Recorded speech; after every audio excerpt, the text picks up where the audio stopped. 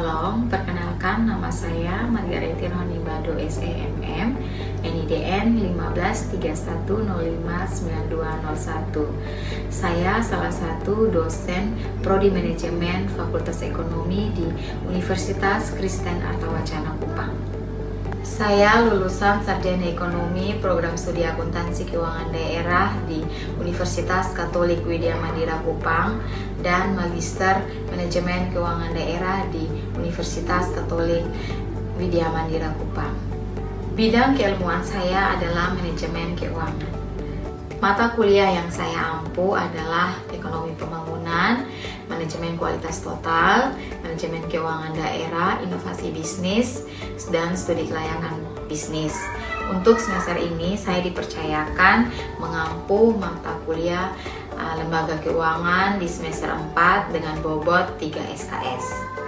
Deskripsi mata kuliah lembaga keuangan. Mata kuliah lembaga keuangan membahas konsep, fungsi, karakteristik, serta mekanisme operasional berbagai lembaga keuangan bank dan non-bank dalam sistem keuangan Indonesia. Mahasiswa mempelajari peran Bank Indonesia, Otoritas Jasa Keuangan, lembaga perbankan konvensional dan syariah, lembaga pembiayaan, asuransi, pegadaian, koperasi, dana pensiun, serta perkembangan lembaga keuangan di era digital. Pembelajaran diarahkan agar mahasiswa mampu menganalisis peran lembaga keuangan dalam mendukung stabilitas sistem keuangan dan pembangunan ekonomi melalui pendekatan studi kasus, diskusi, dan analisis kebijakan. Capaian pembelajaran mata kuliah lembaga keuangan adalah mahasiswa bertakwa kepada Tuhan Yang Maha Esa serta menjunjung tinggi nilai kemanusiaan dalam menjalankan tugas berdasarkan agama, moral, dan etika. Kemudian, mahasiswa menghargai keanekaragaman budaya, pandangan, agama, dan kepercayaan, serta pendapat dari orang lain. Mahasiswa mampu menunjukkan sikap bertanggung jawab atas pekerjaan di bidang keahliannya secara mandiri. Mahasiswa mampu menerapkan pemikiran logis, kritis, sistematis, dan inovatif dalam bidang manajemen. Mahasiswa mampu menunjukkan kerja mandiri, bermutu, dan terukur. Mahasiswa mampu mengambil keputusan secara tepat dalam konteks penyelesaian masalah di bidang keahliannya berdasarkan hasil analisis informasi dan data. Mahasiswa mampu menganalisis fungsi dan peran lembaga keuangan dalam sistem perekonomian. Mahasiswa mampu mengevaluasi produk, jasa, dan perkembangan industri jasa keuangan. Mahasiswa mampu memberikan rekomendasi dan penyelesaian masalah berdasarkan analisis lembaga keuangan. Mahasiswa menguasai konsep dasar manajemen dan ilmu ekonomi sebagai dasar pengambilan keputusan bisnis. Mahasiswa menguasai konsep, fungsi, produk, mekanisme operasional, regulasi, dan perkembangan lembaga keuangan bank maupun non-bank. Dan mahasiswa menguasai prinsip manajemen risiko, tata kelola, serta digitalisasi sektor jasa keuangan. Pada video pembelajaran kali ini, saya mengambil pokok bahasan koperasi, khususnya koperasi simpan pinjam dengan metode pembelajaran ceramah, tanya jawab, dan case-based learning. Berikut cuplikan videonya. Halo, selamat siang semua.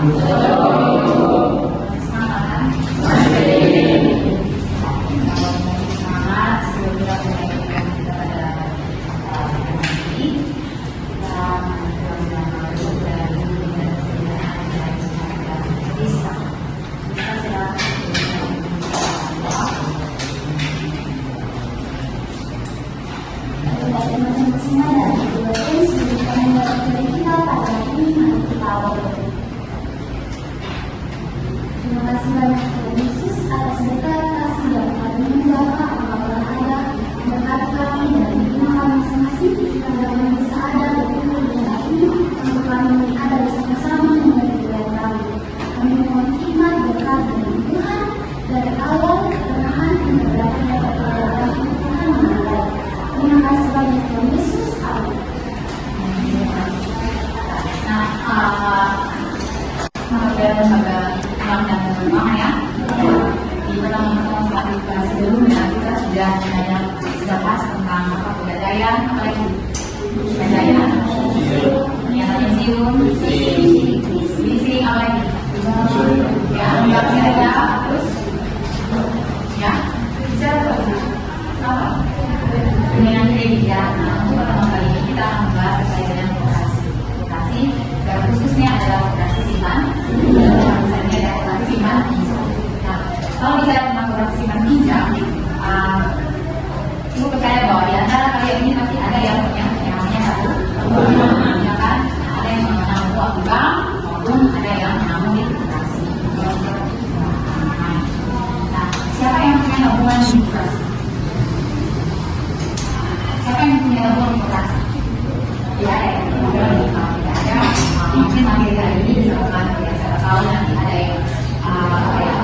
pikiran mau lebih ke sana silakan. Kan ada videonya yang akan dijelaskan di dalam slide.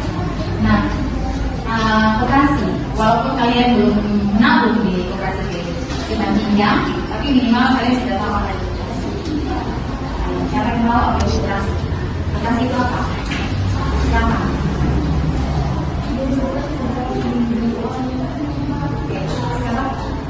Koperasi, mari, silakan berdiri dulu. Koperasi itu apa? Koperasi itu jenis koperasi yang bergerak di bidang keuangan. Koperasi yang bergerak di bidang keuangan. Siapa lagi? Jumina, tahu? Atau bisa? Oke, berdiri ya. Terima kasih Ibu. Setahu saya, koperasi itu adalah tempat di mana orang-orang berkumpul untuk saling untuk bekerja sama untuk menangani mereka dan meningkat kesejahteraan mereka dengan cara simpan dan pinjam. Oke, tangan dulu. Pendidikan dan pelatihan anggota. Ya, dia memberikan pendidikan apa? Dia memberikan pemahaman yang baik terhadap anggota-anggotanya. Bagaimana cara menyimpan uang, mengelola keuangan apabila sudah bergabung di dalam koperasi. Kemudian memberikan pelatihan, misalnya pelatihan pengelolaan keuangan. Itu koperasi ya, pendidikannya. Kalau pengelolaan keuangan sudah baik, maka secara ekonomi kita akan kuat. Kemudian fungsi yang kelima adalah menumbuhkan sikap kerja dalam anggota. Ya, dan khususnya apabila ada anggota yang meminjam uang di koperasi, ya, ya. Kemudian tujuan yang kedua adalah membantu anggota dalam berusaha dan bermodal. Misalnya, kalau ada anggota yang ingin membuat suatu usaha dan dia memiliki modal, koperasi bisa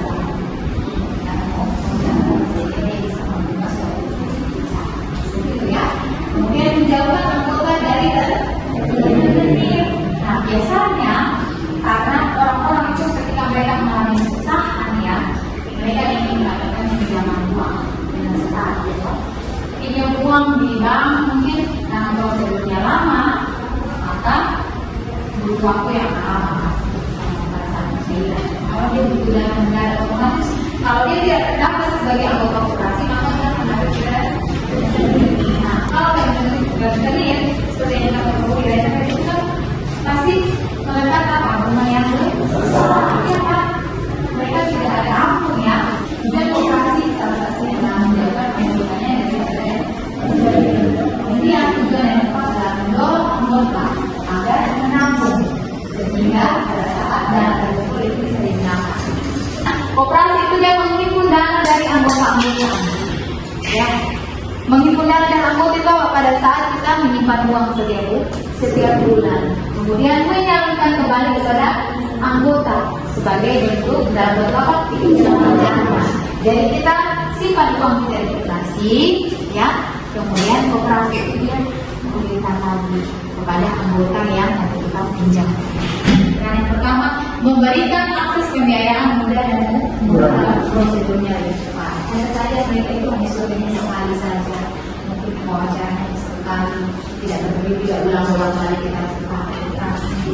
Kemudian murah, bunganya yang lebih, tapi tetap sejahtera diringankan dengan bunga yang rendah.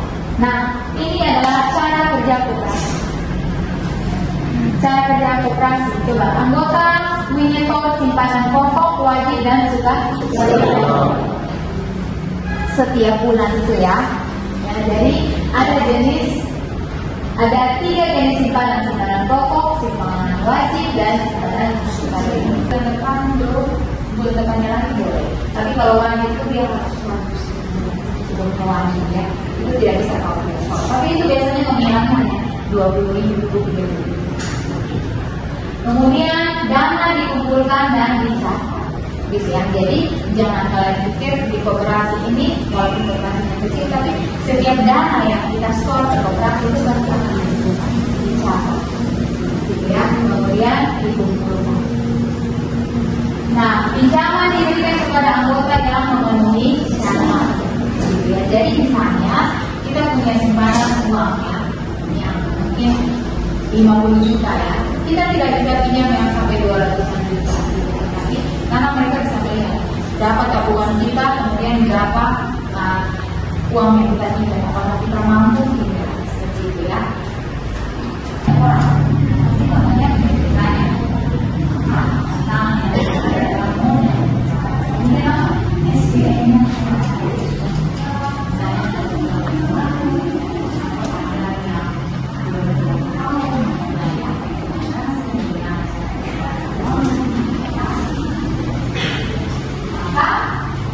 solusi yang kita berikan dari tiga masalah ini adalah kredit macet.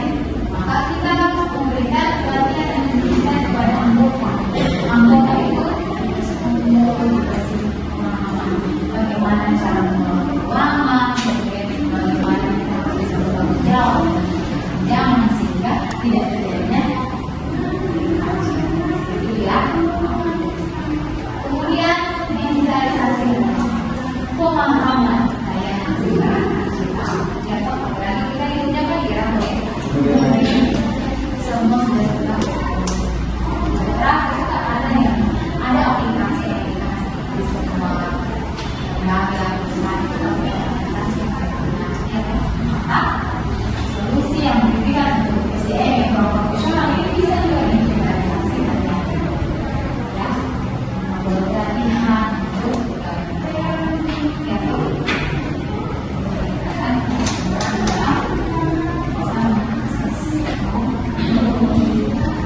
kemudian pengawasan internalnya. Jadi di koperasi ada yang biasanya mereka kalau di bank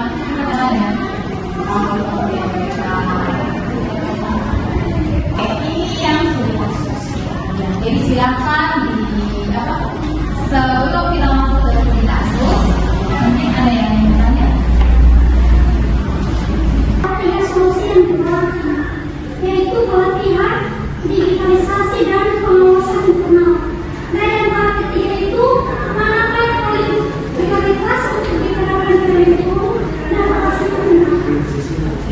Kira-kira dari antara tiga ini, menurut kalian mana yang paling menjadi prioritas, yang paling harus diutamakan?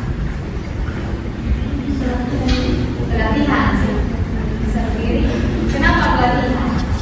Kemarin bilang pelatihan. Menurut Marlin, dari ketiga ini yang menjadi prioritas adalah ketiga. Alasannya apa? Kalau dari pelatihan, saya nggak bisa menggunakan digital, digitalisasi, atau pengawasan. Kami dari pelatihan itu bisa mengerti. Sorry, pertama ya. Yang pertama ada pelatihan. Karena sebenarnya kalau mulai di mahasiswa itu harus ada latihan dulu. baik, mungkin masih ada lagi yang ingin menjawab. Oke, silakan Kak. Thomas. Menurut saya di pelatihan dan pendidikan anggota. Pelatihan dan pendidikan anggota. Oke, masih sama dengan punyanya Emanuel ya. Silakan alasannya. Alasannya biar harus diberikan pelatihan dan pendidikan kepada anggota biar kreditnya jangan macet. Jadi dikasih pelatihan bagaimana cara berkomunikasi dengan anggota supaya bahasanya lebih sopan, kemudian bagaimana caranya menghadapi anggota yang suka marah-marah mungkin ya toh, latihan public speaking ya di sini itu secara betul. Mungkin masih ada lagi yang selain yang pertama mungkin yang punya alasan yang lain mau ditambahkan yang menjadi prioritas selain nomor 1, adakah yang berbeda? Kita ambil JCD kali.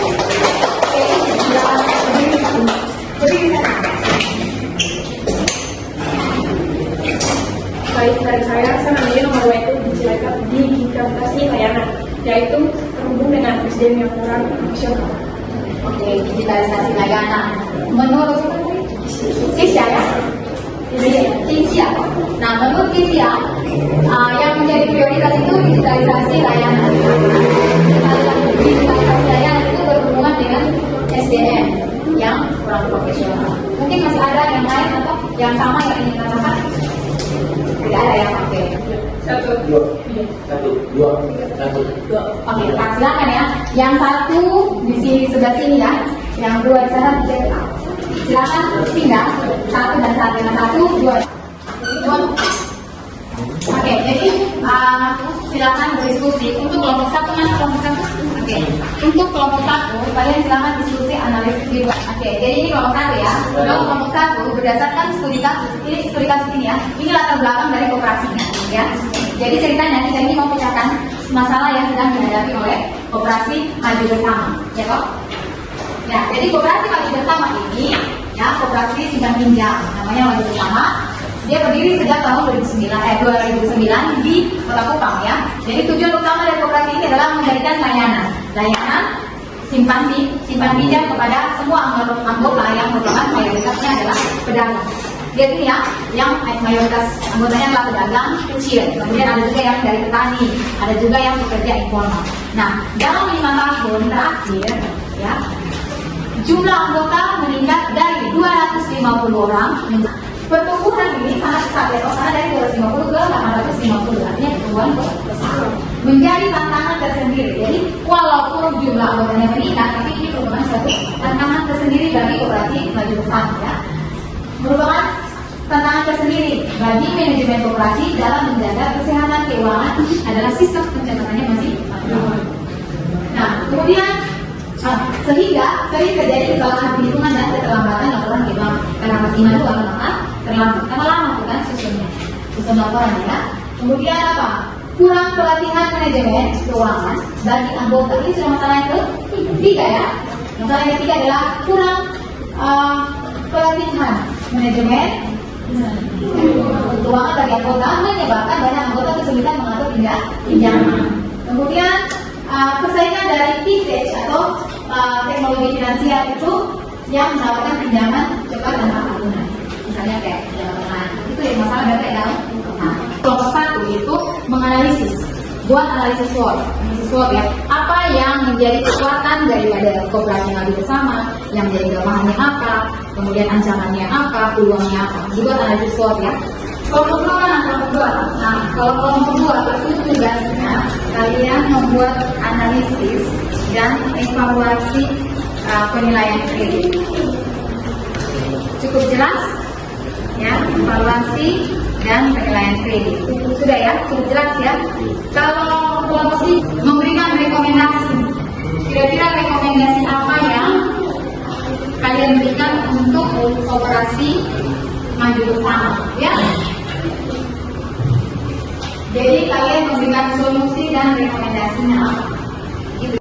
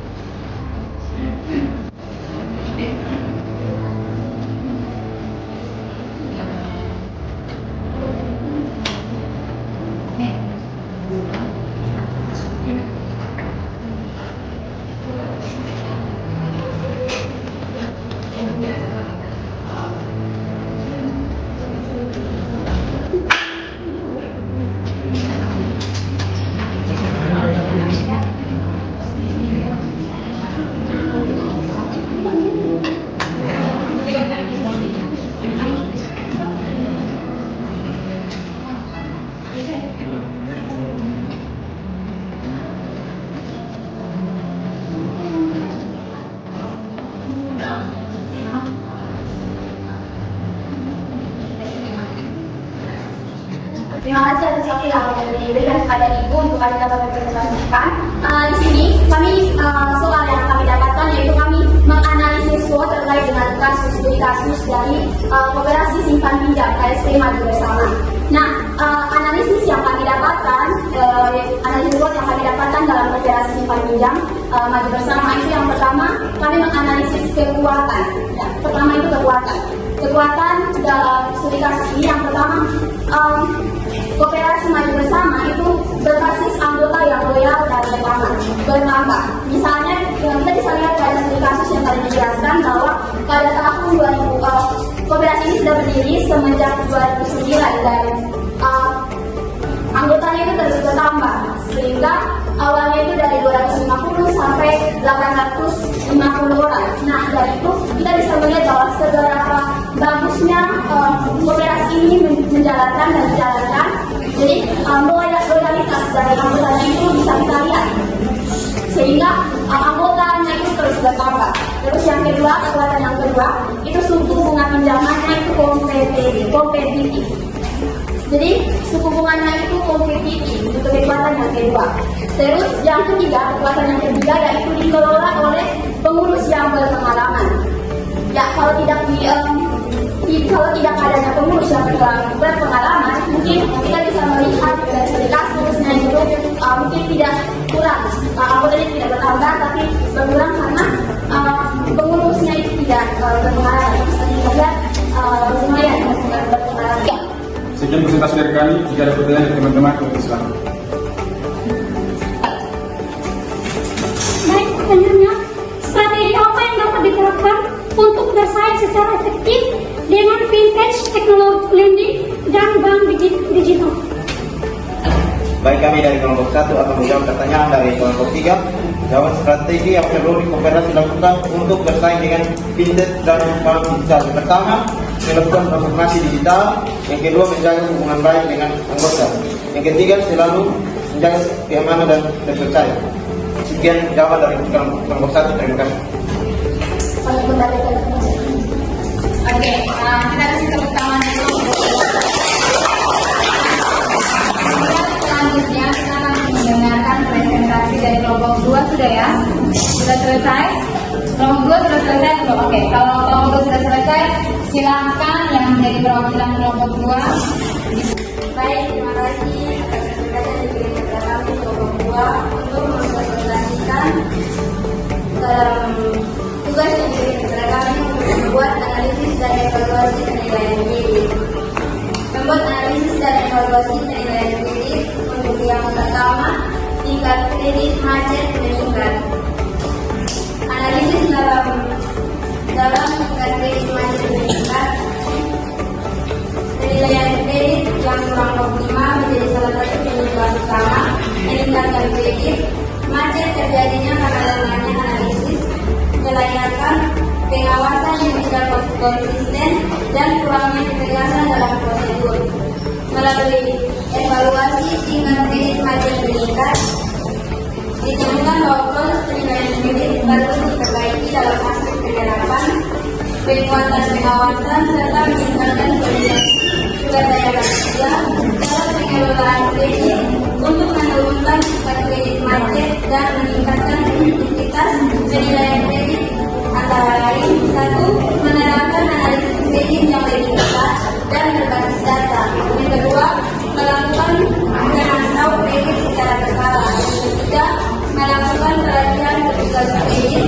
Yang keempat, meningkatkan sistem penampilan dan prosedur kredit. Yang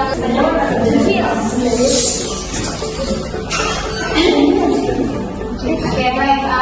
Tadi berdasarkan presentasi yang dilakukan oleh kelompok 2, adakah yang ingin bertanya? Silakan.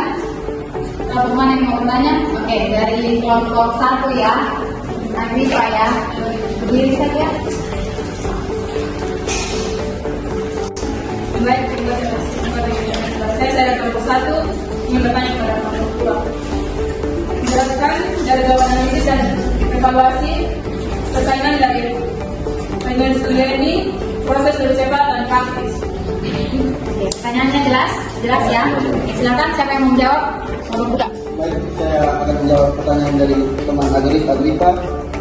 Proses lebih cepat dan praktis pada fintech lending. Yang pertama, pengajuan online atau tatap muka.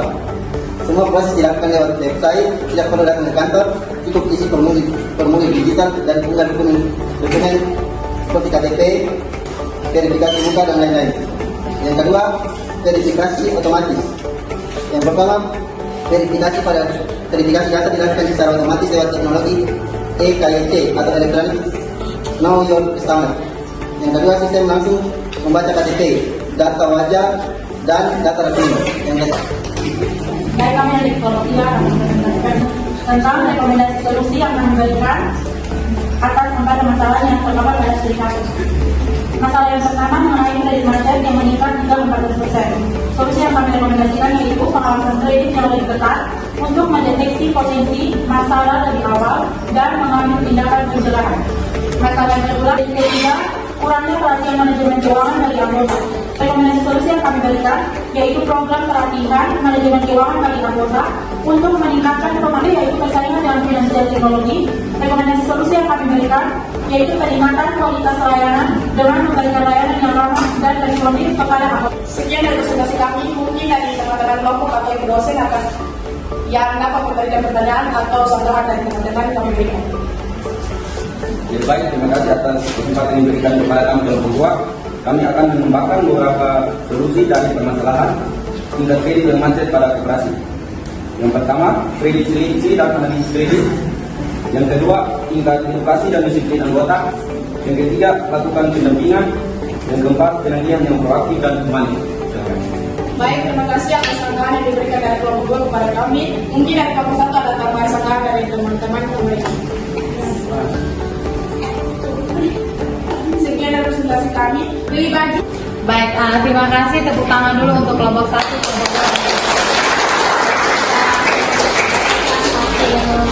Yang pada siang hari ini dan sebelum kita pulang ke rumah masing-masing, mari kita berdoa dan Ibu minta kesediaan daripada Keisha untuk bisa memimpin kita di dalam doa. Silakan. Dosen, sebelum kita mengakhiri paparan kali ini, mari kita berdoa dalam doa. Kita berdoa. Bapa di surga, segala puji dan syukur hanya bagi Tuhan.